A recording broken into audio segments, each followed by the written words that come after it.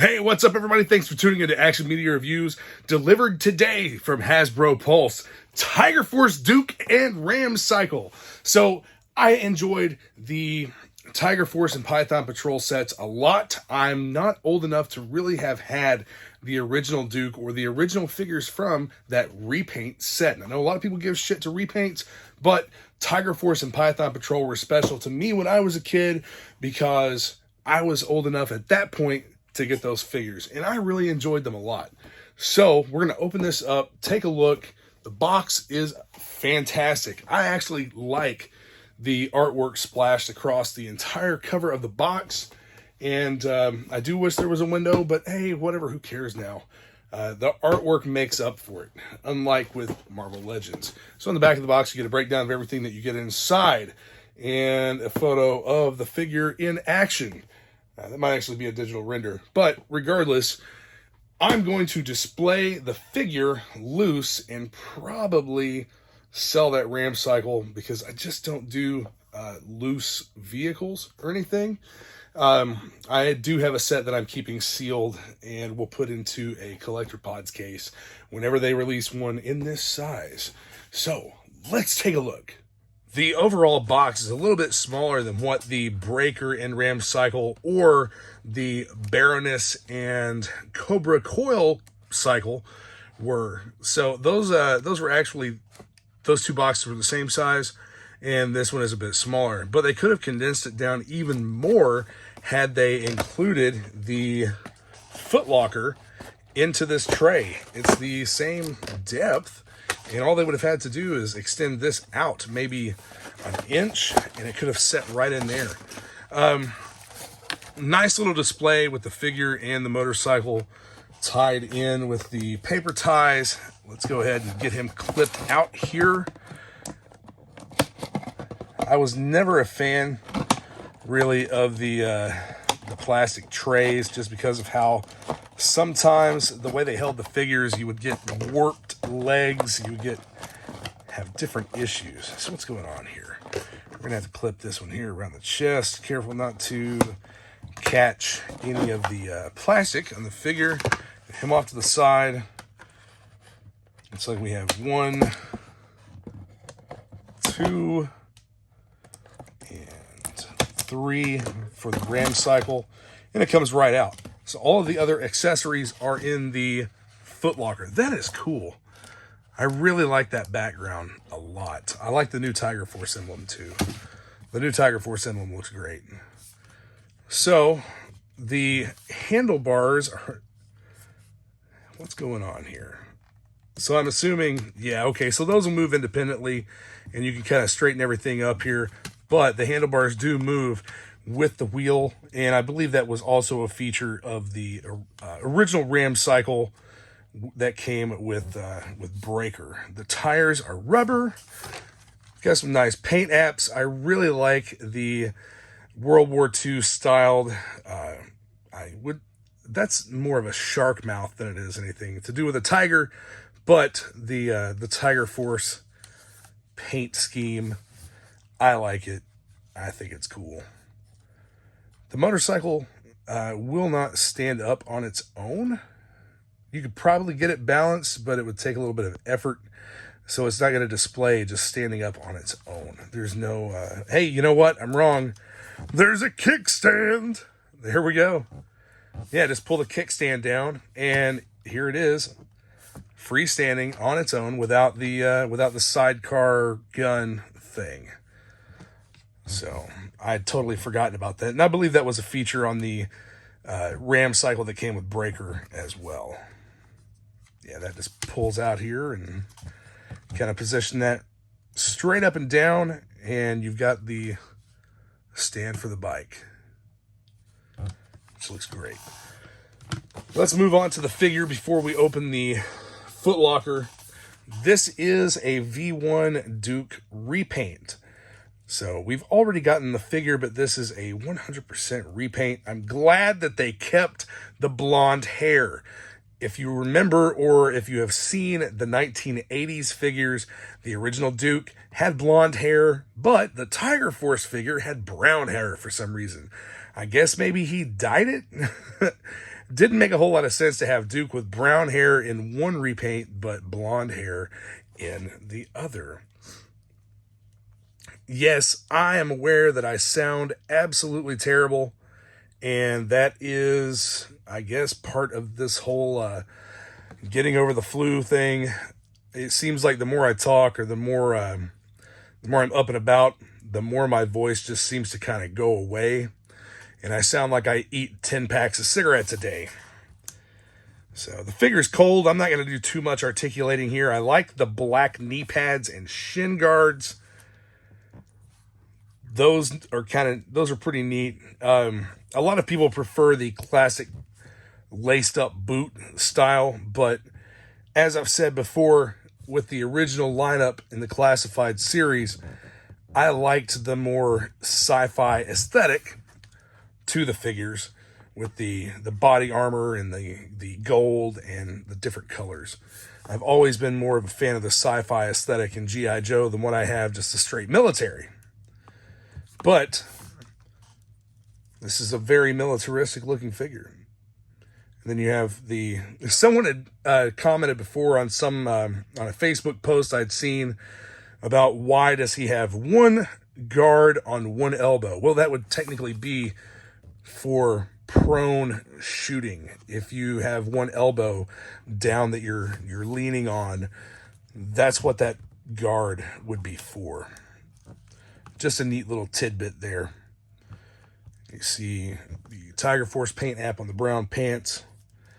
Yeah, this brings back a lot of memories from those times where I got Tiger Force vehicles and Tiger Force figures, and I really enjoyed them so much. The Tiger Force lineup of vehicles was pretty cool. We did not have a Tiger Force Ram Cycle in the 3 3/4 lineup, but we did have a lot of other stuff, and we had the Cobra ATV as well. We had some Dragonfly, and I'd have to look and see exactly what all is there for the Tiger Force lineup, but the Dragonfly and the Rattler, the Tiger Rat. So here's that foot locker with all the Ram accessories. This is all paper. The paper bags, we'll get these torn open here.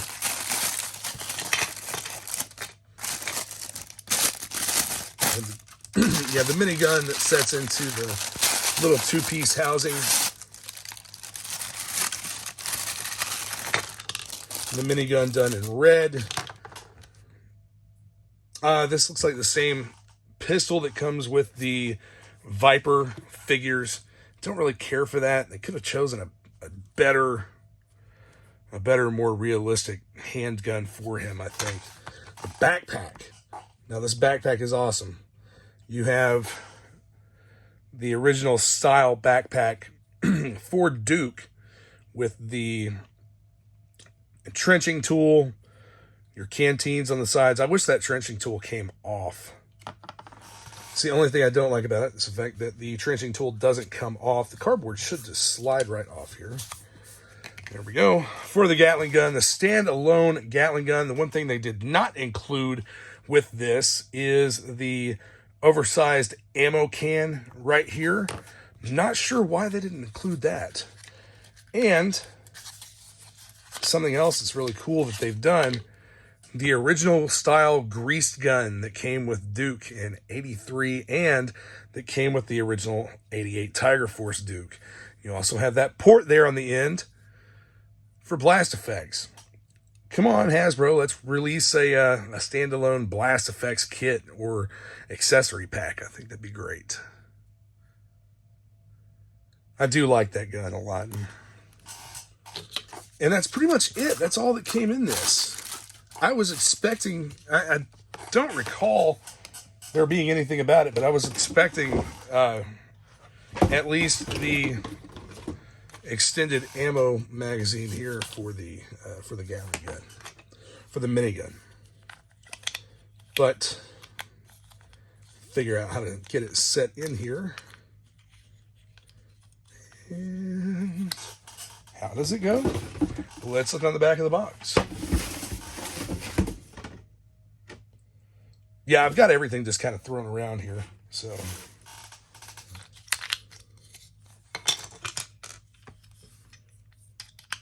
hey, it's keyed. It's keyed right here, so you won't have a problem. I know it probably seems kind of dumb, but I haven't messed with one of these outside of the package, except for the one video that I did on the breaker and ram cycle. And this does fit together well. What do we have here? What is this? Oh, Duke's binoculars. So where can we put these? Right here. There we go. Duke's, that's Duke's binoculars. And they'll go right here on the belt. It's a nice little feature. Assembling the gun onto the ram cycle, you just have 2 pegs here with 2 sockets. See if I can get them to line up. There we go. Kickstand goes back at that point, and the bike will stand on its own. Rolling with the rubber wheels. Then you also have that wheel here on the housing for the minigun. Man, I really do think that it's cool that the handlebars turn with the front wheel of the bike. Like I said, it's been kind of cold. This has been out in the cold. I don't really feel like soaking him in hot water to make sure I don't break anything articulating him. So I'm not going to put him onto the bike, but the figure I'm sure looks good setting on it. At least in the photos I've seen, and in the photo on the back of the box. See, you have the peg hole here and the peg on the footrest of the bike on either side. But yeah, it would be a good idea to use some hot water to loosen up all of his joints and everything, so that there's no issue of breaking anything whenever you go to move the figure, especially if it's been cold. If it's been setting out, it is January, so it's about 34 degrees outside right now. He's warmed up a little bit, but I still wouldn't want to take a chance of snapping something on the figure. Like I said, I'm going to put this figure into a clamshell case and display him loose, and probably, you know what? The ram cycle might actually fit in a display case as well. If it does, that's how I'll do it. Let's check and find out. The ram cycle is just barely too big to fit into the clamshell case. So yeah, I will be selling the ram cycle. Just because I'm going to keep one sealed, I'll still have it.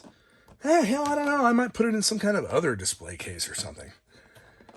We'll have to, we'll see. Part of me doesn't really want to get rid of it. And that'll just go straight in there. He has the pistol and the binoculars already attached to the figure in the holster and on the belt. He fell over. But you get the idea. I'll have to position everything a little bit better for displaying him properly on the wall. Let's take a look at all the classified figures that I have hanging up right now. I've actually been doing some rearranging over here on these so that I can incorporate a lot of the other stuff into the wall and have a little bit more space. But on these 6-inch hooks, these figures go 4 deep, as you can see here. Most of these are just things that I've opened up for accessory kits to be installed, or the retro carded line. The cards suck on those, so I just display them in these cases. Here's Flint with a Gridiron Studios kit mixed with an Action Force kit, I think. And then up here we have the Sergeant Slaughter that I opened, and Duke, Dusty. I'm planning to use a Gridiron Studios Desert Ops kit with Dusty. There's one of the Python Patrol Vipers. And over here we have a few other figures. Some of these Action Force troop builders. That is the basically the fridge set from Gridiron Studios. I don't like how that fits that figure. I kind of want to try using it with a different figure if I can find one that'll look right. That might pose a problem. But some Marvel Legends over here, mostly the Pulse exclusive troop builder. I did buy a couple of those, and I put those in the cases. They just came in a regular paper box. But that's how I display my loose classified figures in the clamshell cases. And then I'll give you a look around here real quick. I do have some Transformers up here, some Marvel Legends figures, and then other G.I. Joe lines like Spy Troops, the DTC series, some vintage figures, and then the Reaction series from Super 7. If we look over here, some of the boxed items. Actually, here's more classified figures. All boxed classified figures here on the top shelf. I just started doing rearranging of that shelf, and I'll be adding more classified figures to that. There's some Transformers and other things on there as well. Over here, we just have more G.I. Joe. Here are the 3.75-inch O-ring figures that I display in clamshell cases. Up here, of course, we have more carded figures, some of those comic 3-packs, including the one with the classified Snake Eyes. Some Transformers, more classified figures. That's the rest of the run of the classified figures. Down here, some Action Force. And then over here, we have carded 25th anniversary. This is the modern wall. And I added some Valor versus Venom figures into this wall as well. The bottom hooks kind of just have a mix of different things. There's 50th anniversary figures, an instrument cable, and a didgeridoo laying back there because I do still mess with music a little bit. But I'm trying to figure out some ways to make everything a little bit more presentable in here. And you also see my my TV and my computer with some comics laying there. The breaker box, because the studio's on its own power. But there you have it. Kind of a little walk around in my my little area here where I do everything and display all my stuff. Thanks for watching. Be sure to check out the description for links to Facebook groups and other useful things, some Amazon items and whatnot. But here's the Ram cycle. I don't know if I'm going to keep it or not. After I'll decide soon, and may end up actually letting this go, just because I don't really have anywhere to store it. It doesn't fit. Loose vehicles like this do not fit the type of displays that I have. I've gone for more of the almost like a store display type of thing here in the studio, and it's fun, it's nostalgic, but I just don't know about displaying loose vehicles. They take up a lot of space. But anyway, hit that subscribe button and the notification bell so you get notified whenever I post more videos. And I'll see you soon. Yo, Joe!